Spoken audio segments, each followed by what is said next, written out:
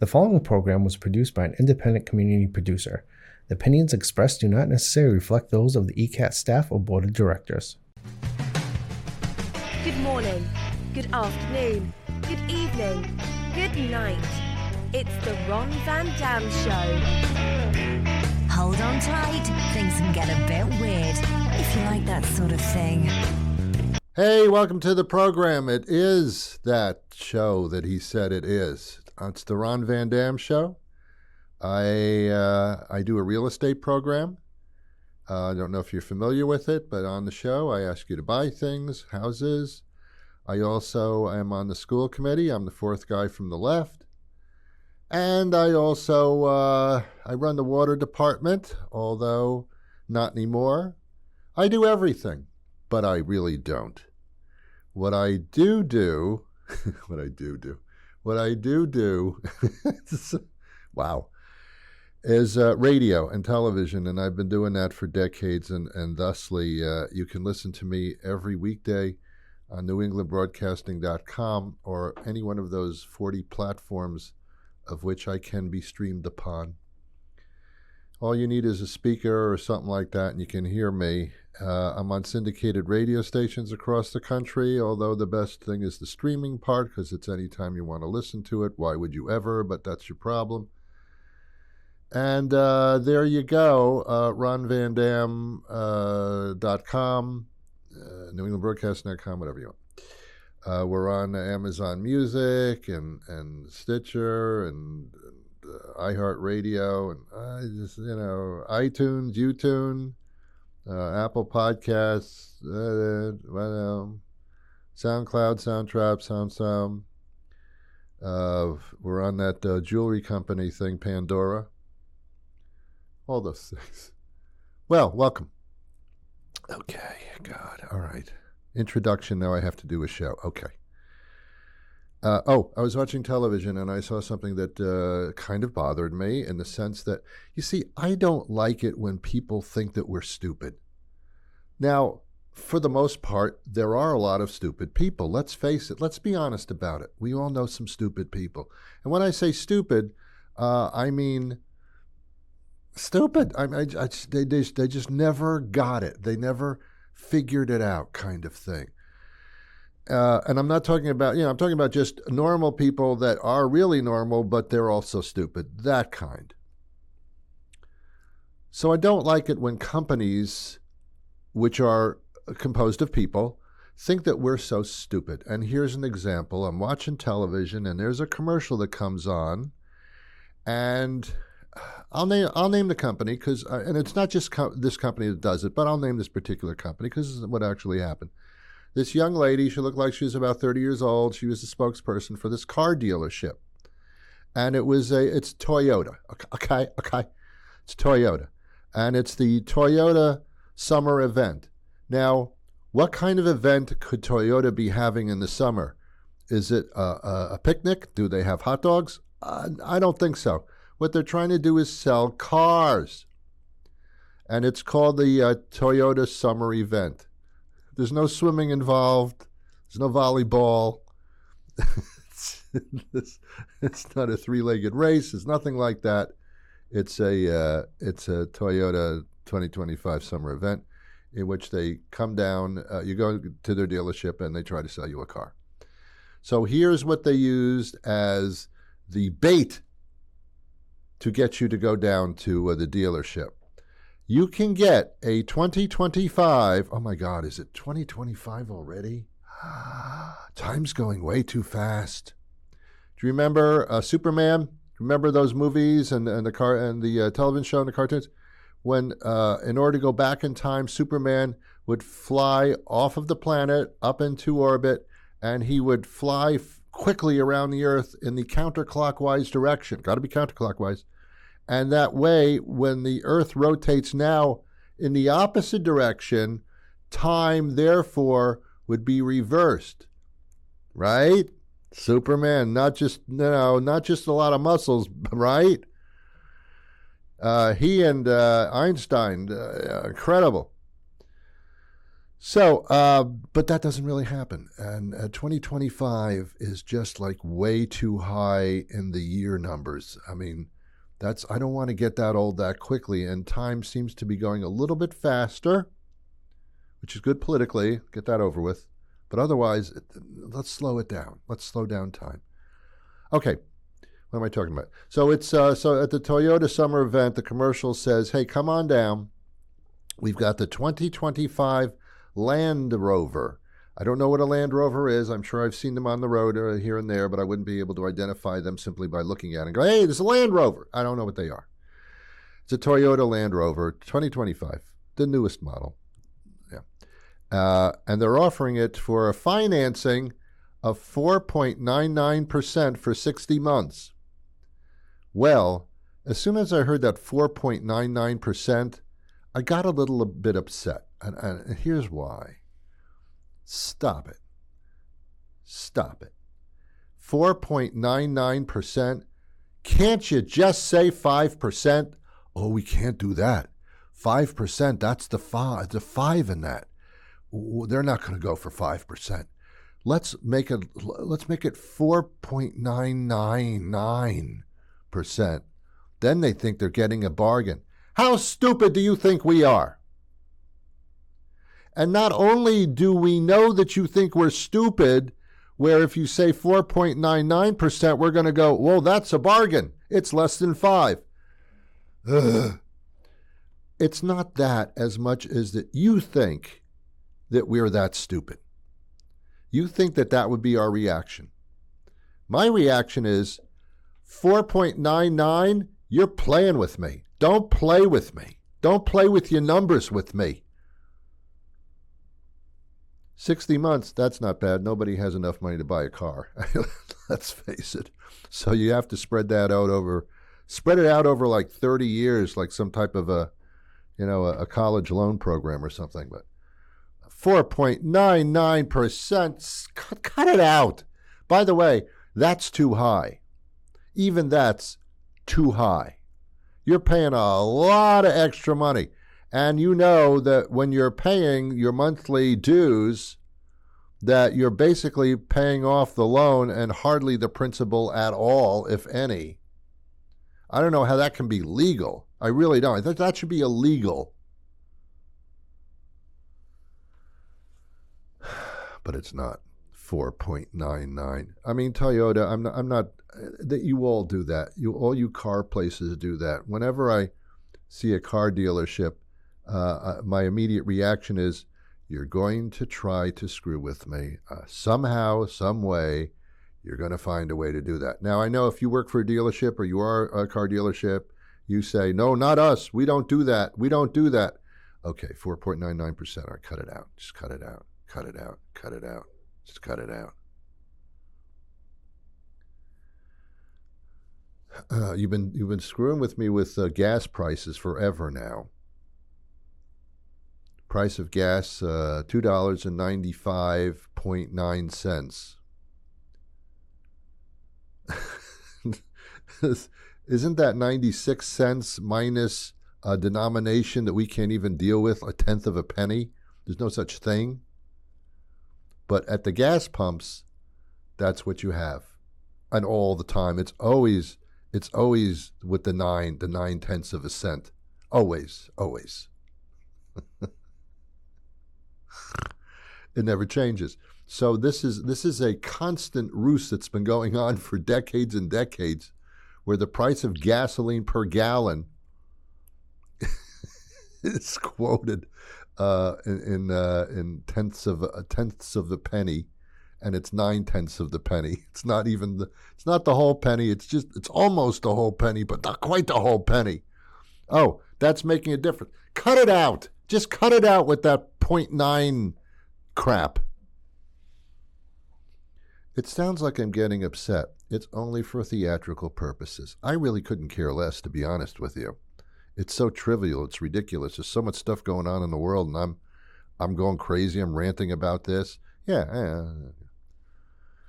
It's theatrical. Don't judge me. Don't judge. You don't know me. Don't judge me. Since I was a little child. Oh, changing topics. Since I was a little child, I was always fascinated by garbage. Wait, what a minute, what a minute, what? I was always fascinated by garbage. When I was a child, I was brought up in New Jersey, in a small town in New Jersey. I won't tell you which one because it doesn't make any difference.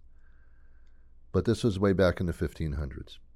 A small town in New Jersey. And I as a little child, 4 or 5 years old or something, that's all I can remember. Before that, I don't know what happened. I remember looking out the window because I could hear the garbage truck coming down the street. And the garbage truck would pull up in front of my house, and it was so exciting to watch this. It was an event. It was a summer event like Toyota.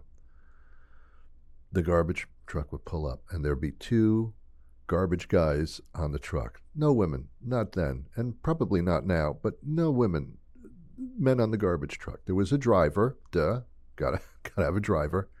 But then there was a guy who stood on the back bumper of the garbage truck. Now, the garbage truck is a big freaking truck and bumps and grinds. It's not like there's a lot of great suspension on the chassis.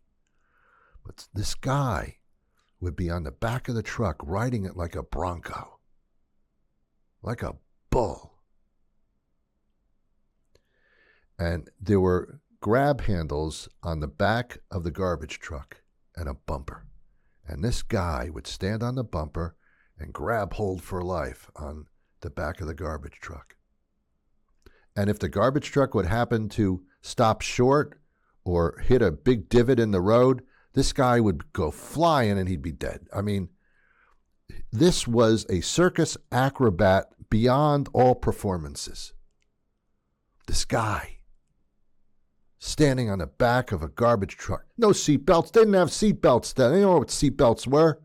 And the guy would actually jump off of the bumper of the garbage truck to the road, to the ground, to the curb, before the truck even stopped.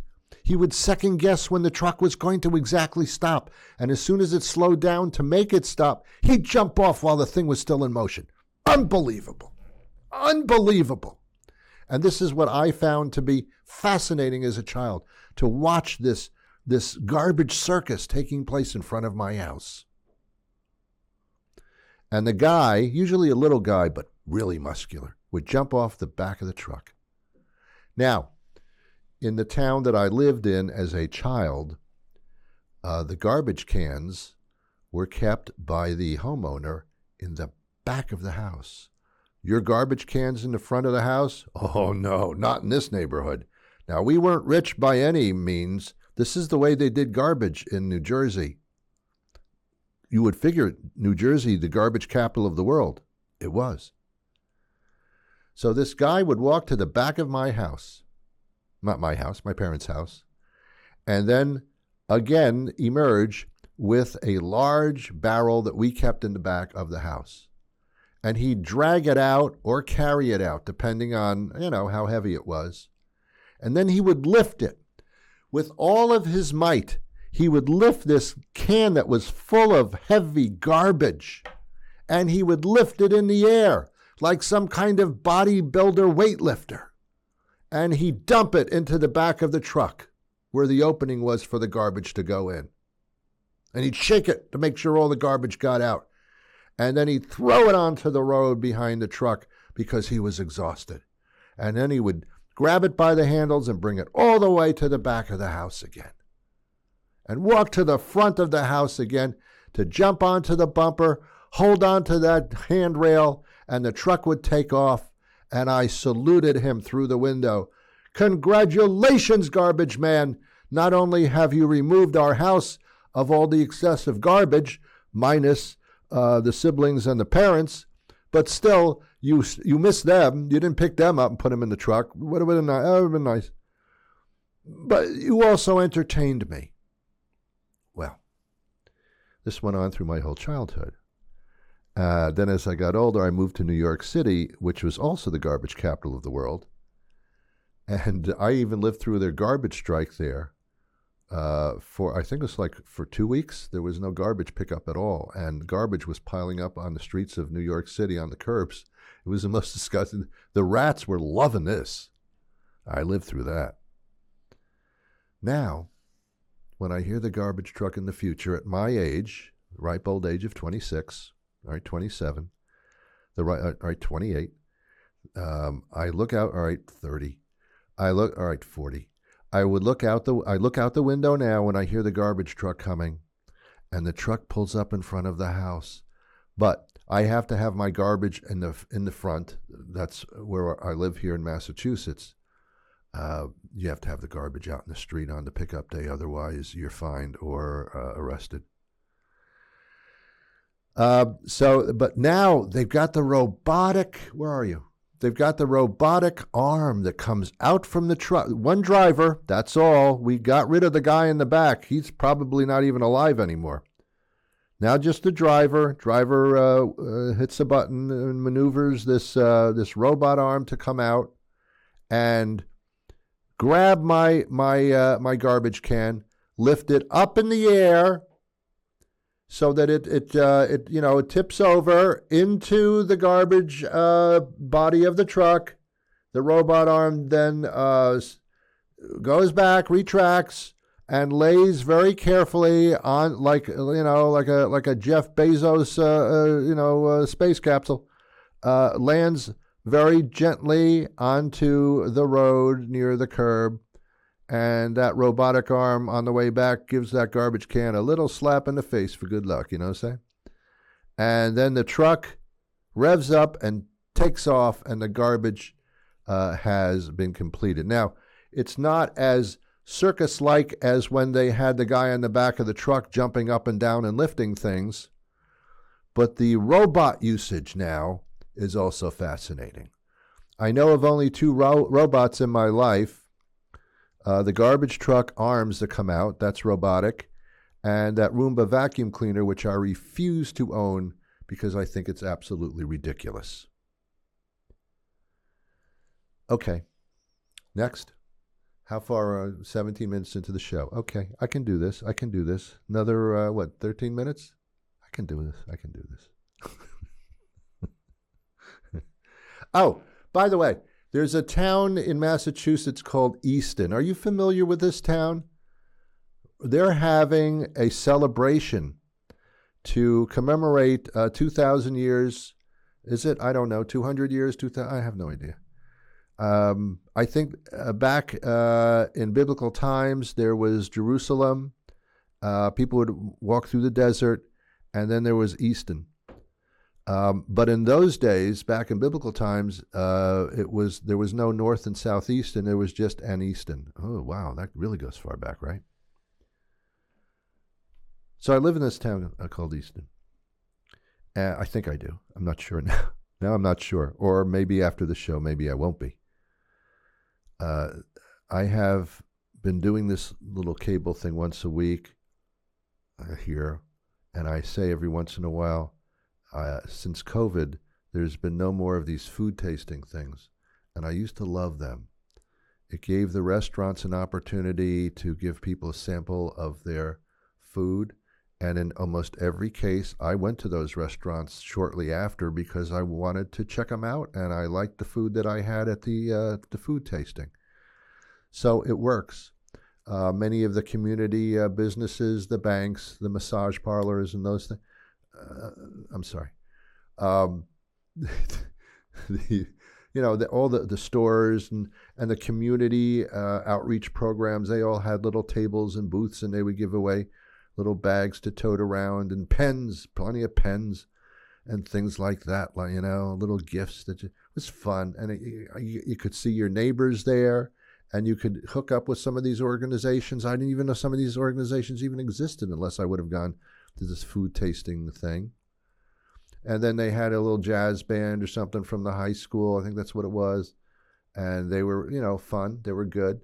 And you'd walk around and you'd try a little bit of everybody's food. No, I mean, not other people's food, but I mean, other restaurants' food.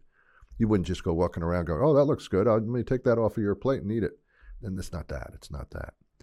But then COVID came, and it ruined like a lot of things, and also many people perished. So it was not good in any sense of the word. But it's over.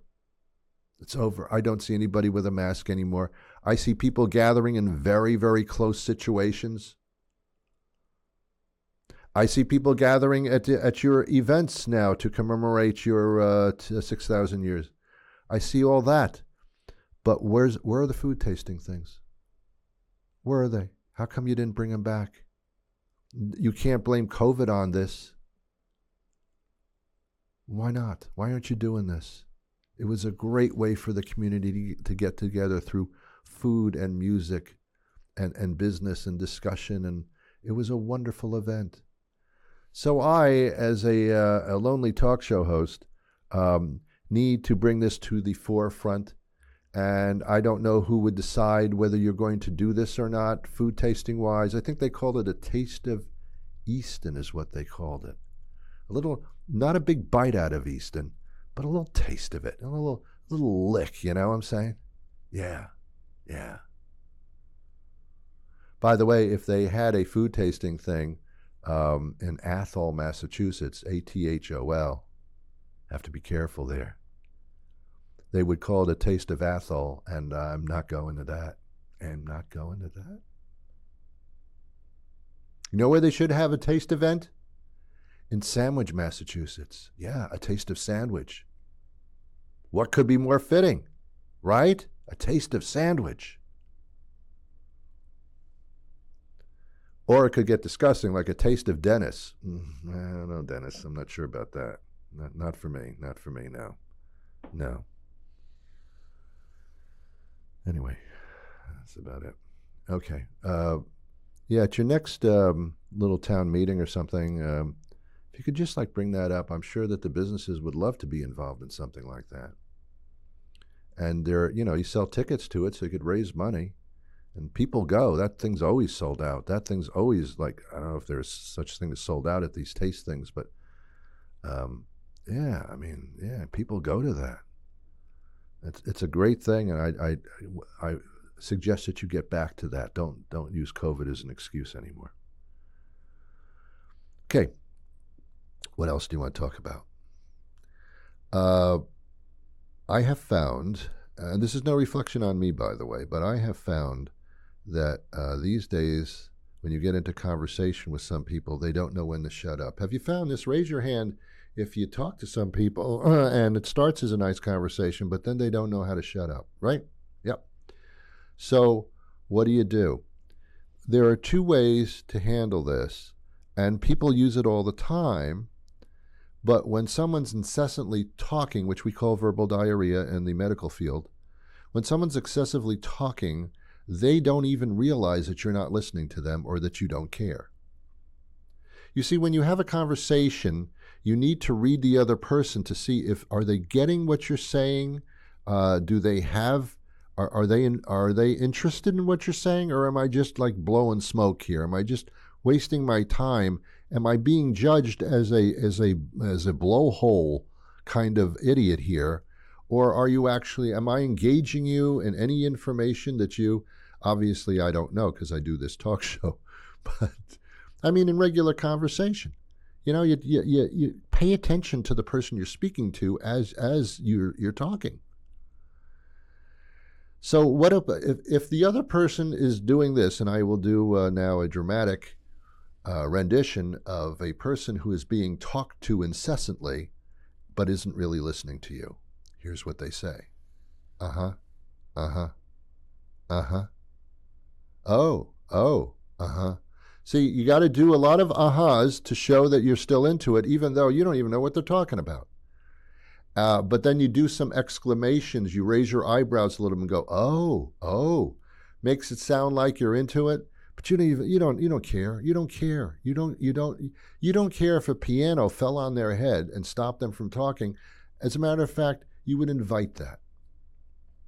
The other thing you say to appear like you're in the conversation, but you're not, and you really don't care what the other person is saying, here's the other word besides the aha. You say, okay, as if you are listening so intently that you are justifying and allowing what's going on. I'll give you an example. The other person says, I went to the circus yesterday and I saw a clown.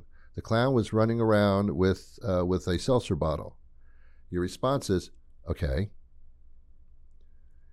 And the clown squirted the seltzer bottle at another clown, and the other clown got out a pie and threw a pie in the face of the first clown. Okay. Okay.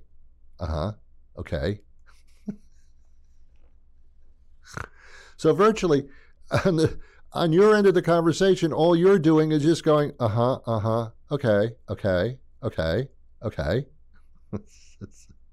If you find yourself doing that incessantly, get the hell out of there. It's not a conversation. Someone's talking at you and doesn't care whether you're paying attention or not. And that's demeaning. And that's the meaning of what I'm saying.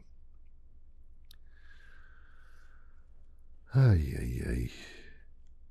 You know, the human race tries so hard to make it good, but they just can't pull it off. It's because people don't have much of a concept of themselves.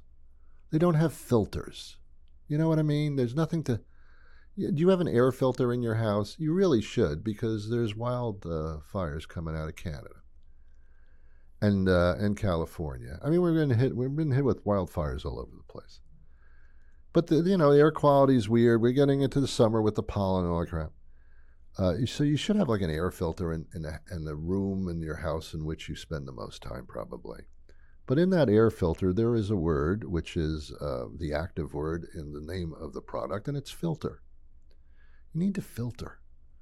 In other words, when all the crap's coming in, this filter catches the crap and doesn't let it get through really too well. Now, a lot of crap gets through. Believe me, it does. But most of it doesn't, because that's the objective of the filter. We need filters in our human relationships. We have no filters. None. Am I talking about rules and regulations? No, I'm talking about filters. Weren't you listening? It's really kind of simple. Conversations are a little bit difficult these days. Do you know what the major mode of conversation is? I'd say by the time you hit 30 years old, and that's not really very old at all. Maybe that's your peak. But after the age of 30, all conversations are based on one subject and one subject only. Ugh, can't talk now. One subject only. And that subject is your health, your physical health. Hey, Ron, how are you? Fine, how you doing? My back's been bothering me, and I don't know, I'm sleeping wrong for some reason, and so, yeah, me too. I got that too. You got that back problem? Yeah, I got the back problem. How long have you had your back problem? Oh, man, about 10 years. Oh, mine too. Is it in the lower back? Yeah, mine too.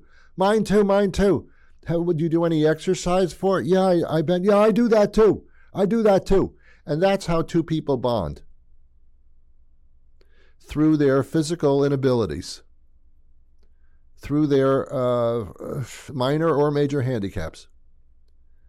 Through their pain and suffering. When you talk to somebody about somebody else, it's never in a great light. Hey, did you see Marsha last week? Yeah, I did. Yeah, that's too bad about what's going on with her. What's that attitude? I don't know. She's been like really weird lately ever since she lost her keys for the car. And I told her, did you look in the couch? Did you look at the last place you saw them? And I don't know what's going on with her. I don't either. I've noticed that. She's really not herself. What would herself be? Not that. That's not her. That's not her. It's her, but it's not her. She's not acting like herself. She's acting like somebody else. She's acting like that person, but not herself. I don't know what's going on with her. I don't either. I don't even talk to her. I don't want to talk to her now. She's not herself. Somebody else. We talk about Marsha. We don't say wonderful things about Marsha. Hey, did you see Marsha? Isn't she lovely? Isn't she fantastic? What a saint that woman is. Isn't she absolutely incredible? I've never met anybody like her. She's wonderful. I agree with you.